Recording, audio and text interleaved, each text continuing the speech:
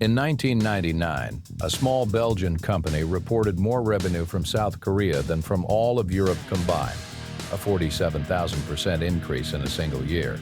Investors celebrated, politicians threw parties. Bill Gates flew in personally to shake hands with the founders. But when a journalist picked up the phone and called those Korean customers one by one, most had never heard of the company. Some didn't even exist. This is the story of Lernout Hauspie, the company that turned a battlefield town into a tech empire and then burned it to the ground.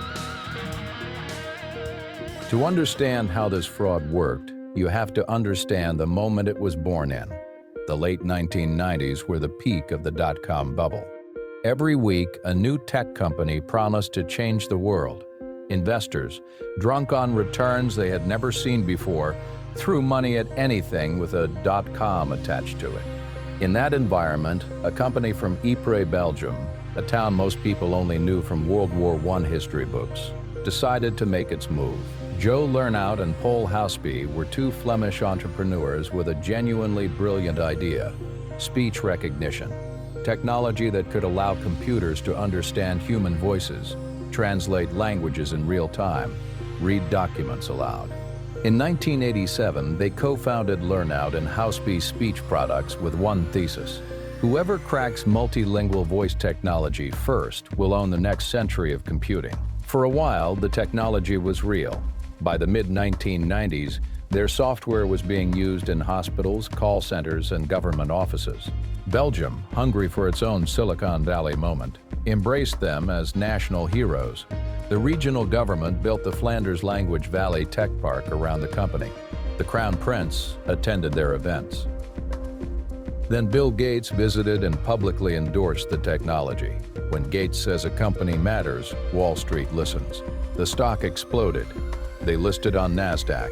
By 1999, the company was valued at nearly $10 billion. From Ypres, Belgium. To sustain that valuation, they needed to keep growing. So they went on a buying spree, acquiring over 20 companies using their inflated stock as currency. The crown jewel was Dragon Systems, creator of Dragon Naturally Speaking, the most famous dictation software in the world.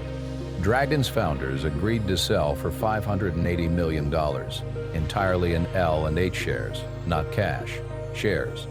That detail will matter. The story was perfect. Analysts loved it. Pension funds loved it. Nobody stopped to ask one simple question: where was the money actually coming from? Here is how the fraud worked, and it was embarrassingly simple, which makes it even more disturbing that nobody caught it sooner. L&H needed revenue to justify its valuation. Real revenue from real customers was growing, but not fast enough. So management made a decision. If real customers won't give us the numbers we need, we will invent customers. They created a network of shell companies with impressive names like the Dictation Consortium and the Brussels Translation Group. These shells signed licensing agreements with L&H, paying millions for the right to use their speech technology. L&H booked those payments as revenue. The shells were controlled by people connected to the company. It was a circle. L&H sold technology to companies it had helped create, using money it had loaned those same companies, and then recorded those transactions as real client sales. Think of it like paying yourself a salary from your own pocket and then reporting it to investors as client income. But the most audacious part of the fraud happened in South Korea. L&H's Korean subsidiary began reporting extraordinary figures. In 1998, Korean revenues were under $300,000. By 1999, that number had jumped to over $143 million. In 12 months, the company's explanation: Asia is the future, and we got there first. Investors believed it. Analysts wrote glowing reports. Nobody flew to Seoul to check. In total, the company fabricated approximately $377 million in revenue between 1996 and mid-2000, roughly 45% of every dollar L&H ever reported. Nearly half of the company's entire financial history was fiction, and KPMG, one of the most respected auditing firms in the world, signed off on it every single year. The first crack came not from a regulator or an auditor. It came from a reporter with a phone and a few hours to spare. In the summer of 2000, Wall Street Journal journalists began calling L&H's Korean customers. What they found was extraordinary. Company after company either denied doing any business with L&H, confirmed purchases far smaller than reported, or simply did not exist as described. On August 8, 2000, the Wall Street Journal published the investigation. The stock collapsed the same day. The company's newly appointed chief executive flew to Seoul to retrieve the $100 million supposedly sitting in Korean bank accounts. The Korean executives refused to hand it over. The money was not there. The customers were not there. The entire Asian expansion had been constructed out of thin air. Then KPMG did something that almost never happens. It withdrew its own audits for 1998 and 1999.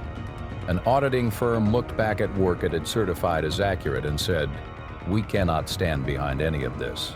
By October, L&H had filed for bankruptcy protection in the United States. The fall was total.